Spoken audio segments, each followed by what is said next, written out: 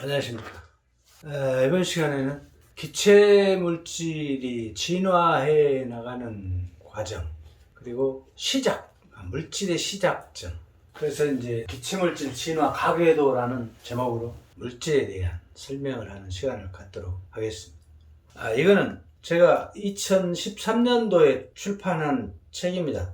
이 표지에 나오는 이거는 태양이 이렇게 속이 생겼고 태양의 표면이 이렇게 액체 마그마로 뒤덮여 있는데 폭발을 하면 안에 시커먼 흑체복사 플라즈마, 즉 운동하는 전자지요. 전자가 어마무시한 밀도를 자랑하면서 핵력 때문에 극성에 엇갈리는 운동을 일으키면서 흑체 상태에 도달해 있는 것입니다. 이 색을 가지고 있는 안에 있는 것은 프로톤, 절대 온도를 가지고 액화되어 있으니까 프로톤. 그걸 이제 제가 이제 그림으로 그려서 이걸 표지로 이제 삼았습니다만 벌써 한 8년 됐네요. 책 출판한 지가. 책을 팔아먹겠다고 선전하는 것은 아니고요. 그럼 설명을 시작해 보도록 하겠습니다. 이번 시간에는 기체물질 진화 가궤도라는 제목으로 포지트론이 이렇게 있습니다. 이 포지트론은 양자역학에서는 양전자라고 하면서 그 양전자를 반물질이라고 합니다. 왜냐하면은 이 우주를 이루는 모든 물질, 우리 인류의 눈에 보이는 모든 물질은 양전자로 이루어져 있습니다. 다만 나 양전자요 하고 이렇게 나타나려면 뭐가 필요하냐?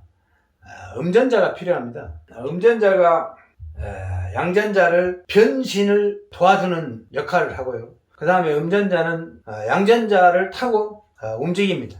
사실 양전자가 없으면, 이게 양자가 없으면 전자는 자기 스스로는 절대 움직일 수 없습니다. 마그네틱 필드 라인도 만들어내지 못하고 자기력선이죠. 자기력선도 만들지 못하고요.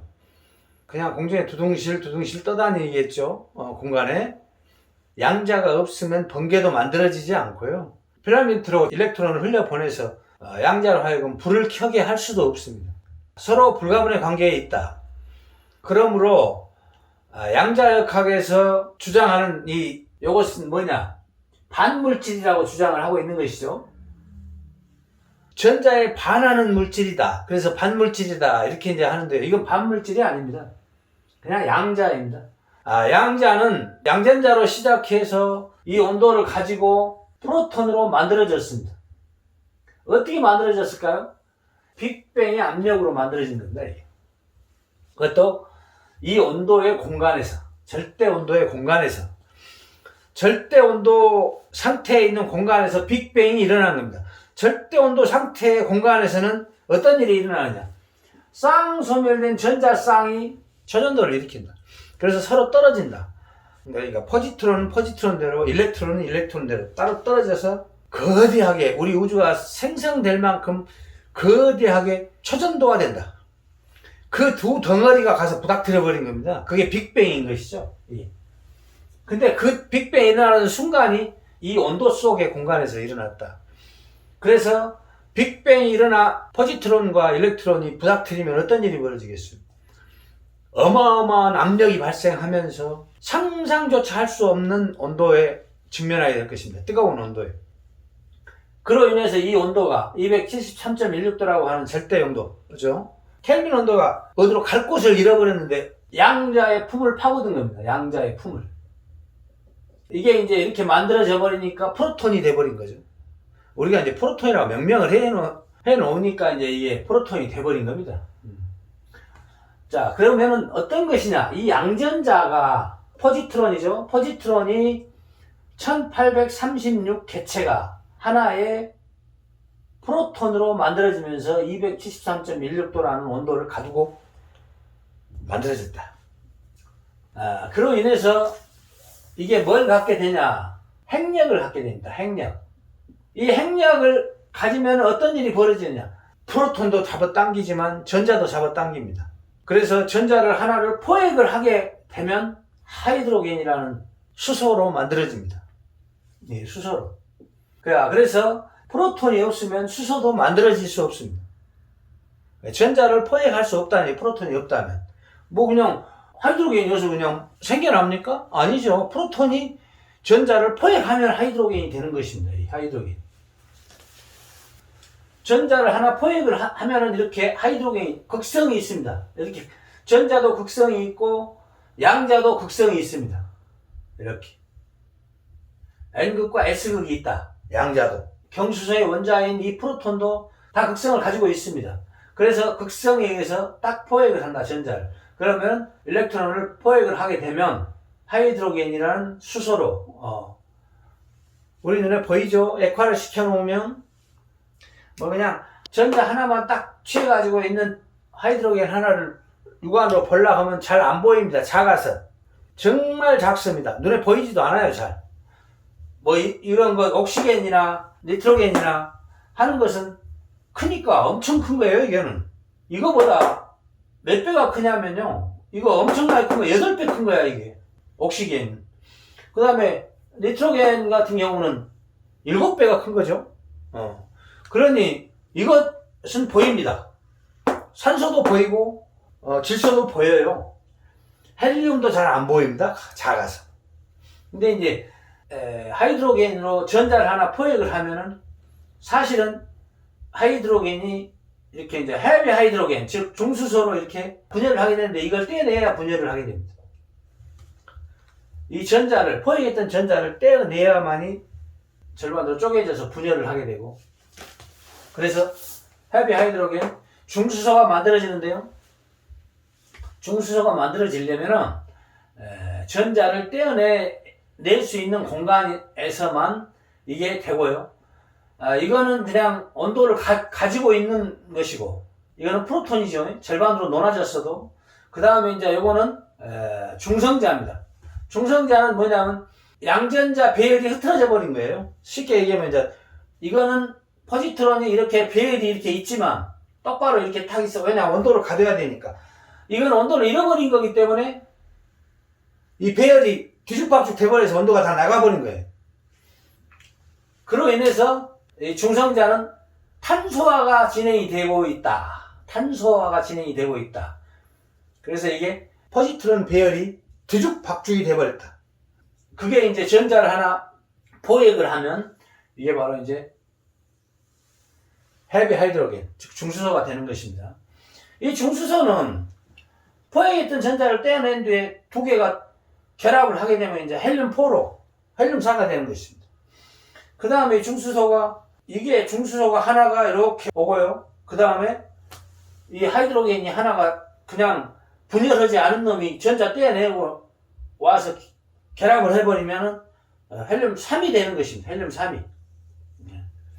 그 다음에 이 중수소가 한 번 더 분열을 일으켜버리면 이게 프로톤이 작아지고 중성자가 하나 더 만들어지게 됩니다. 이게 분열을 하는 거기 때문에 이게.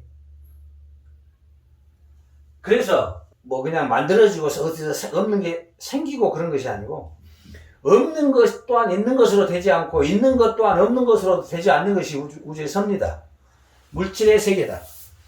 그 다음 이것이 없으면 절대 하이드로겐으로 나타날 수 없고, 하이드로겐이 없으면 중수소가 없습니다.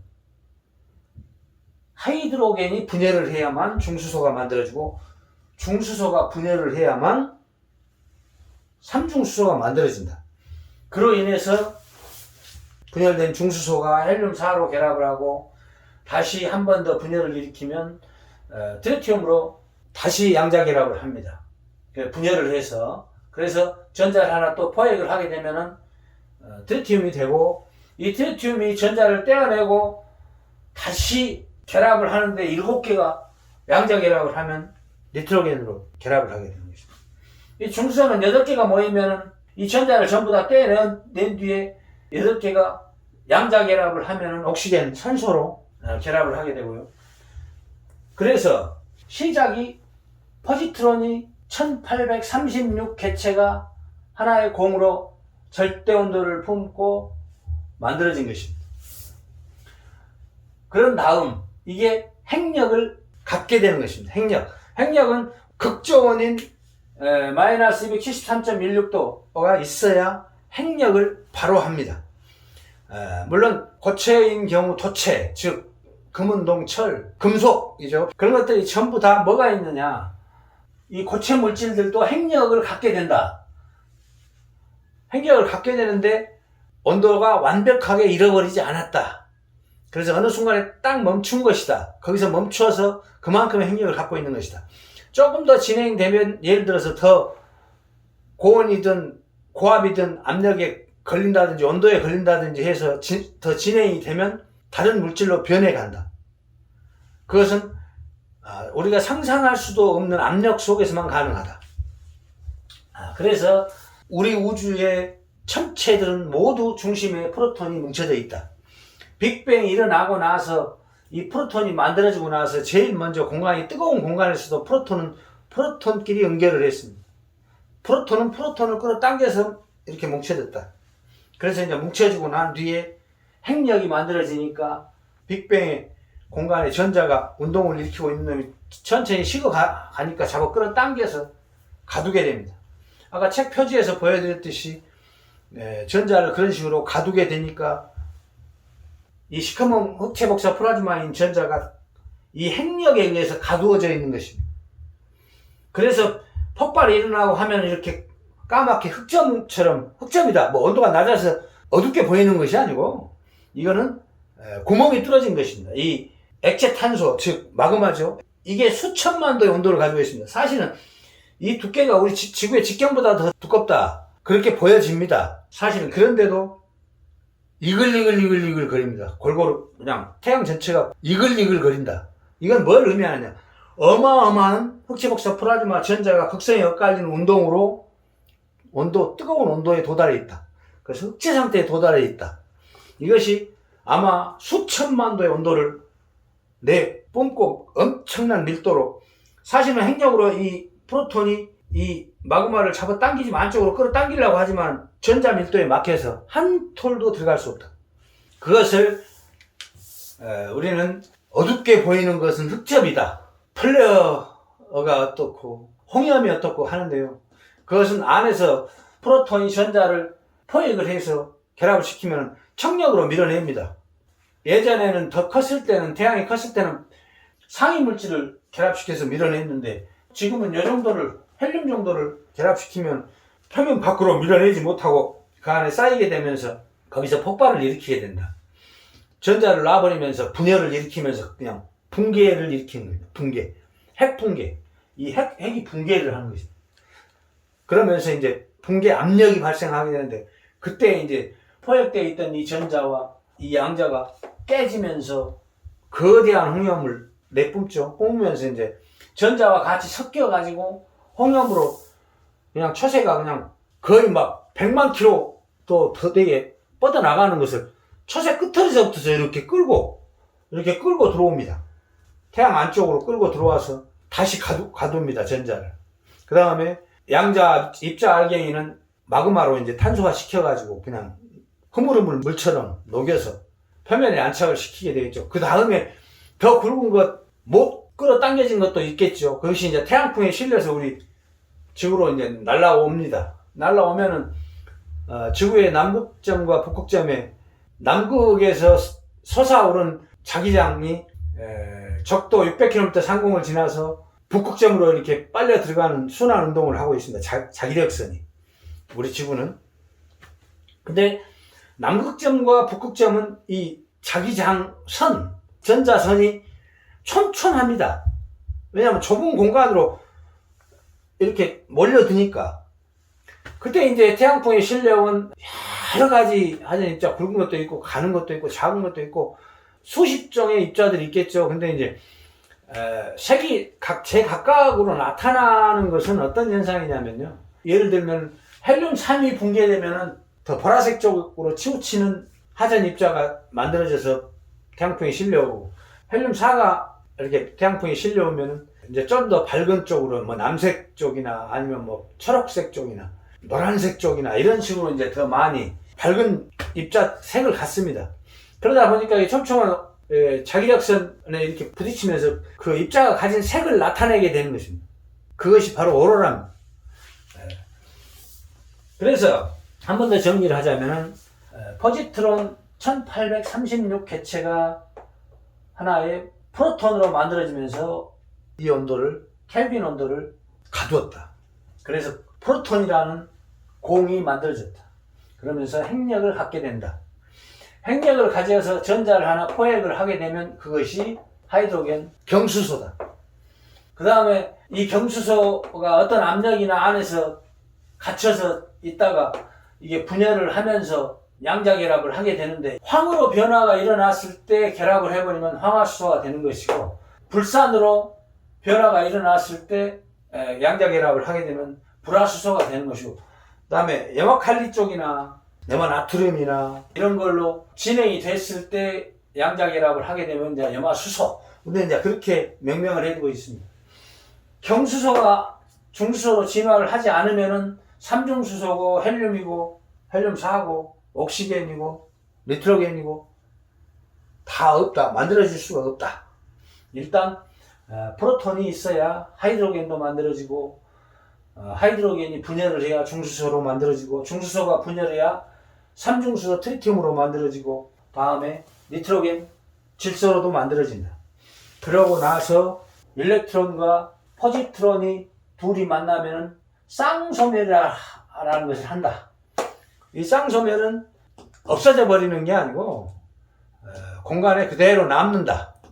우리는 양전자인 포지트론과 음전자인 일렉트론이 만나서 대전되면 쌍소멸한다는 것을 알고 있습니다. 근데 이 쌍소멸을 한다는 것은 그 무엇으로부터도 간섭을 받지 않습니다. 이것을 사실은 둘이 이렇게 서로 갈라지게 포지트론과 일렉트론을 서로 떼어내려면 이 온도에 의해서 초전도화 시키는 방법밖에는 없다. 그래서 이 온도의 공간에서나 이게 떨어진다. 그러면 다시 빅뱅이 일어날 수 있다. 우리 우주가 소멸에 이르게 되면 이 쌍소멸된 전자쌍이 우주 공간에 가득 메워질 것이다. 빛도 그때는 진행할 수 없다. 지금 빛이 약 30만 킬로미터인 것은 초당 초속 30만 킬로미터인 것은 이 전자쌍에 의해서 진행에 방해를 받기 때문에 그 속도밖에 내지 못한다. 우리 우주가 전자쌍이 많지 않았을 때는 훨씬 더 빛의 속도가 더 빨랐다. 근데 앞으로 점점 더 빛의 속도는 줄어들 것이다. 초속 20만 킬로미터, 시간이 지나가면 지나갈수록 쌍소멸된 전자쌍은 많이 공간에 쌓일 것이고, 그렇게 되면 빛의 진행을 방해를 할 것이다. 그렇게 되면 빛의 속도는 점점 느려질 것이다. 사실은 이게 이제 이것이 아니라면은 물질의 근본이나 우주를 설명할 수 없고 알 수 없다. 이 쌍소멸된 전자쌍이 아니라면 빅뱅도 사실 설명할 수 없고, 빅뱅론자들 빅뱅 설명할 때 바늘끝보다 단일한 면적에서 에너지가 폭발적으로 팽창했다 그러는데, 없는 에너지는 절대 만들어질 일이 없고요. 그 다음 또한 있는 에너지가 없는 에너지로 되지 않습니다. 있는 대로. 그래서 우리 우주가 생성될 만큼의 포지트론과 일렉트론이 공간에는 전자쌍 상태로, 즉 쌍소멸 상태로 존재를 하고 있다가 이제 아무것도 온도에 걸거칠 것이 없으니 이 온도에 도달을 했던 것이다. 우리 우주가 생성되기 전에 이 온도로 도달하는 공간에서 빅뱅이라고 하는 것이 일어나버렸다. 빅뱅. 이 둘이 초전도화돼서 거대한 에너지 덩어리로, 포지트론은 포지트론대로, 일렉트론은 일렉트론대로, 그러면서 둘이 딱 이렇게 거리를 유지하고 있다가 어느 순간에 무엇 때문에 가서 부딪혔는지는 솔직히 모르겠지만, 그건 상상조차 안 되지만, 우리 우주의 이웃 우주에서 날아오는 빛이 아니었을까. 어떤 빛 때문에 이게 바우던 여기돼 있던 두 에너지 덩어리가 가서 부닥뜨렸다. 그로 인해서 이게 생성됐다.